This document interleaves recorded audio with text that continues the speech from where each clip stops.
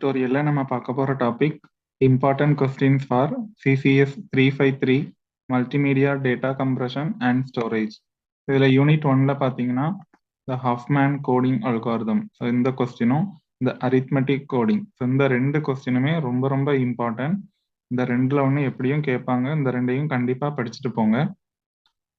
தென் syllabus cover பண்றதுக்காக நான் இன்னும் ரெண்டு கொஸ்டின்ஸ் கொடுத்துருக்கேன். Dictionary techniques, then context based compression.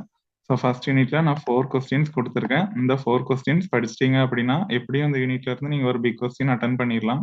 தென் யூனிட் 2ல பார்த்தீங்கன்னா facsimile encoding, then progressive image transmission, then ஜேபெக்ல 2 அல்கோரிதம் இருக்கு, LS algorithm and Gallic algorithm. இந்த 4 கொஸ்டின்ஸ் கண்டிப்பா படிக்கணும். இதுல இருந்து எப்படி நீங்க ஒரு கொஸ்டின் அட்டன் பண்ணிடலாம். சிலபஸ் கவர் பண்றதுக்காக நான் இன்னொரு கொஸ்டின் கொடுத்துருக்கேன். ஸோ இதை செகண்ட் ப்ரையாரிட்டியில ஜஸ்ட் ரீட் பண்ணி வச்சுக்கோங்க. Prediction using conditional averages. அப்போ இந்த 5 கொஸ்டின்ஸ் நம்ம படிச்சீங்க அப்படின்னா எப்படியும் ஒரு கொஸ்டின் அட்டன் பண்ணிடலாம். அட்லீஸ்ட் ஃபர்ஸ்ட் 4 கொஸ்டினை கண்டிப்பா படிச்சுட்டு போங்க. தென் யூனிட் 3ல பாத்தீங்கன்னா இந்த 4 டாபிக்ஸ் படிச்சாலே ஒரு 70% ஆஃப் த சிலபஸ் வந்து யூனிட் 3ல கவர் ஆயிருது. ஸோ அந்த H.261, H.263, தென் எம்பெக் 1, எம்பெக் 2 இந்த 4 கொஸ்டினும் கண்டிப்பா படிச்சுட்டு போங்க. எப்படியும் இதுல இருந்து ஒரு கொஸ்டின் கேட்டுருவாங்க. இல்ல இதுல ஏதாவது ரெண்டா கம்பேர் பண்ண சொல்லியோ இல்ல டிஃபரன்ஸ் மாதிரியோ கேட்கலாம். ஸோ இந்த 4 கொஸ்டினை கண்டிப்பா படிச்சிருங்க. எப்படியும் ஒரு கொஸ்டின் இந்த யூனிட்ல நீங்க அட்டன் பண்ணலாம். தென் ஒன் மோர் கொஸ்டின் படிக்க முடியும் அப்படின்னா இந்த டைப்ஸ் ஆஃப் வீடியோ சிக்னல்ஸ் இந்த கொஸ்டினை கூட ரீட் பண்ணிட்டு போங்க. ஒருவேளை பார்ட் சி இந்த யூனிட்ல இருந்து கேட்டாங்க அப்படின்னா நீங்க 2 கொஸ்டின் இந்த யூனிட்ல இருந்து அட்டன் பண்ண வேண்டி இருக்கும். அதனால இந்த டைப்ஸ் ஆஃப் வீடியோ சிக்னல்ஸையும் எதுக்கும் ரீட் பண்ணி வச்சுக்கோங்க. தென் யூனிட் 4ல பாத்தீங்கன்னா நிறைய டாபிக்ஸ் இருக்கு. நான் அந்த யூனிட்ல 5 கொஸ்டின்ஸ் கொடுத்துருக்கேன்.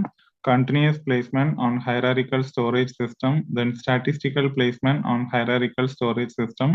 இந்த 2 கொஸ்டினும் கண்டிப்பா படிங்க. இது ரெண்டையும் கம்பேர் பண்ணி கூட கேட்கலாம்.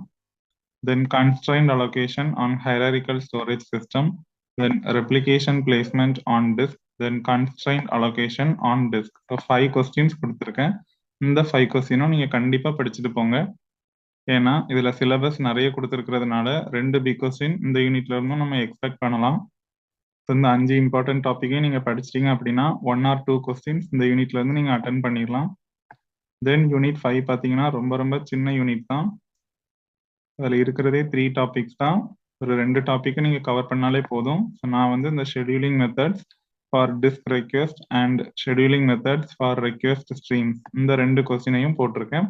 ஸோ இது ரெண்டையும் படிச்சிங்கனாலே 70% இந்த சிலபஸில் கவர் ஆயிரும். மிச்சம் ஒரு டாபிக் மட்டும்தான் நம்ம விட்டுருக்கோம். ஸோ 5th யூனிட்ல இந்த 2 டாபிக் மட்டும் படிச்சுட்டு போங்க. எப்படியும் ஒரு பிக் கொஸ்டின் நீங்கள் அட்டன் பண்ணிடலாம். ஸோ இப்போ இந்த சப்ஜெக்ட்ல பாஸ் பண்ணணும் அப்படின்னா இந்த ரெட் கலர்ல ஹைலைட் பண்ணி போட்டிருக்கிற கொஸ்டின்ஸ் எல்லாம் நீங்கள் படிச்சிட்டீங்க அப்படின்னாலே கண்டிப்பா இந்த சப்ஜெக்ட்ல நீங்க ஈஸியா பாஸ் பண்ணிடலாம்.